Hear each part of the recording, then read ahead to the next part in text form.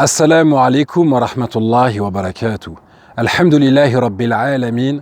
Wassalatu wassalamu ala rasulillah. Pour qui jeûnes-tu? Est-ce que tu jeûnes pour Allah subhanahu wa ta'ala?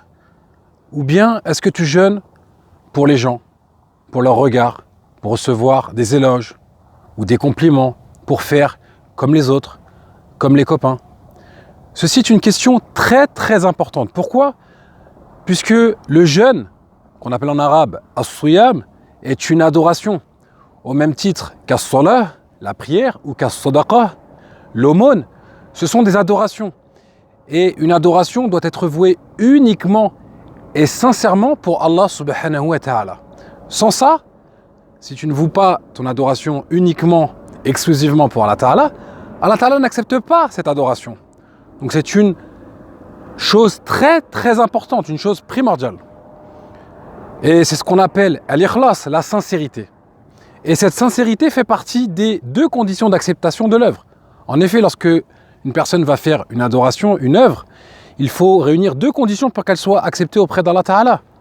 La première, comme on l'a évoqué, c'est le fait d'être sincère, faire son adoration, l'avouer sincèrement pour Allah Ta'ala, ce qu'on appelle al-ikhlas. Et la deuxième condition, ce qu'on appelle al-mutaba'a, le suivi du prophète sallallahu alayhi wa sallam, qui consiste à réaliser cette adoration conformément à la façon de faire du prophète sallallahu alayhi wa sallam. Donc je m'enjoins ainsi qu'à vous, lorsque vous allez réaliser une adoration, et en l'occurrence ici le jeûne, de le vouer uniquement et sincèrement pour Allah Ta'ala.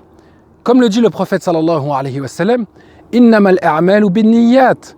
Certes, les actes ne valent que par les intentions. Donc lorsqu'on va réaliser cette adoration, cette grande adoration qu'est le jeûne, nous devons avoir cette intention de le faire uniquement et sincèrement pour Allah Ta'ala. Et dans le noble Coran, Allah Azza wa Jal dit قُلْ إِنَّ صَلَاتِي وَنُسُكِي وَمَحْيَايَ وَمَمَاتِي لِلَّهِ رَبِّ الْعَالَمِينَ. Dis, en vérité, ma prière, mes actes de dévotion, ma vie et ma mort sont pour Allah, Seigneur de l'univers. Dans une traduction relative du sens des versets.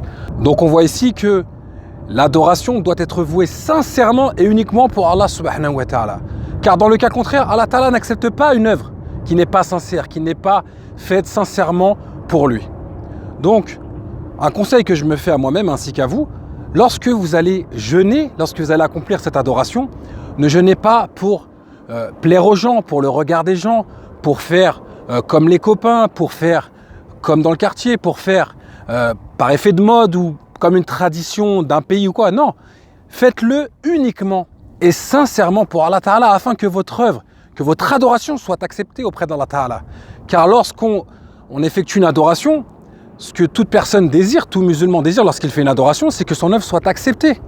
Donc pour cela, je vous le répète, il y a deux conditions. La première, comme on l'a vu, al-ikhlas, la sincérité, effectuer cette adoration uniquement, sincèrement pour Allah Ta'ala. Et la deuxième, al-mutaba'a, le suivi du prophète sallallahu alayhi wa sallam, c'est-à-dire effectuer cette adoration conformément à la façon de faire du prophète sallallahu alayhi wa sallam. Donc je m'enjoins ainsi qu'à vous de mettre en pratique ces deux conditions et je demande qu'Allah subhanahu wa ta'ala accepte notre jeûne. Hadha wallahu a'lam wa sallallahu ala nabiyyina wa sallam.